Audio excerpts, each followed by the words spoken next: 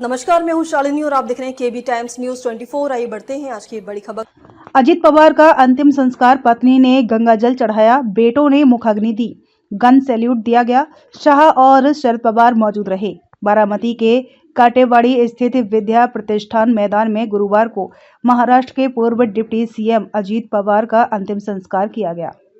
उनके दोनों बेटों पार्थ और जय पवार ने मुखाग्नि दी। पत्नी सुनेत्रा पवार ने पति के पार्थिव शरीर पर गंगाजल चढ़ाकर अंतिम विदाई दी।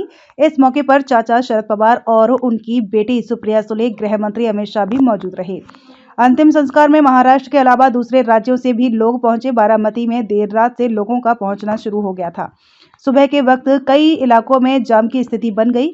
समर्थक बाइक, ट्रैक्टर, ट्रॉली और बस से पहुंचे। अंतिम यात्रा में 1 से 2 किलोमीटर तक लोग ही लोग नजर आ रहे थे। पवार का चार्टर्ड प्लेन बुधवार सुबह बारामती एयरपोर्ट के पास सुबह 8:45 पर क्रैश हुआ था।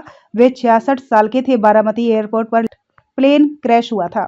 हादसे में पवार के सुरक्षाकर्मी, 2 पायलट और 1 महिला क्रू समेत 5 लोगों की मौत हो गई। पवार 5 फरवरी को पुणे में होने वाले जिला परिषद चुनावों के लिए 4 रैलियों को संबोधित करने वाले थे।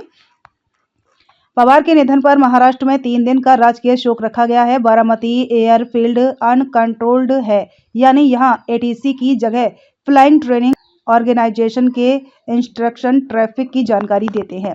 विमान ने सुबह 8:18 पर बारामती से पहले बार संपर्क किया। विमान का अगला कॉल लैंडिंग साइट से 30 नॉटिकल माइल यानी करीब 55 किलोमीटर की दूरी पर किया गया।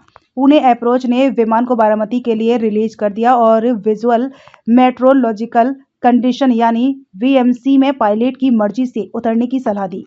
यानी अगर पायलट को मौसम ठीक लग रहा है और लैंडिंग साइट दिखाई दे रही है तो वो बिना किसी एडवांस लैंडिंग टूल की मदद से जेट लैंड करवा सकता है। इसके बाद पायलट ने हवा और विजिबिलिटी के बारे में पूछा। उन्हें बताया गया कि हवा शांत है और विजिबिलिटी लगभग 3000 मीटर है। विमान ने रनवे 11 पर फाइनल अप्रोच की रिपोर्ट दी, लेकिन बताया कि रनवे नजर नहीं आ रहा है। खबरों में अब तक के लिए बस इतना ही। फिर होगी आपसे मुलाकात, तब तक के लिए नमस्कार और देखते रहिए केबी टाइम्स न्यूज 24। ऐसे ही लेटेस्ट अपडेट पाने के लिए हमारे चैनल को सब्सक्राइब करें और तुरंत नोटिफिकेशन पाने के लिए बेल आइकन दबाना ना भूलें। यदि आप हमें फेसबुक या इंस्टा के माध्यम से देख रहे हैं तो हमारे पेज को फॉलो जरूर करें। धन्यवाद।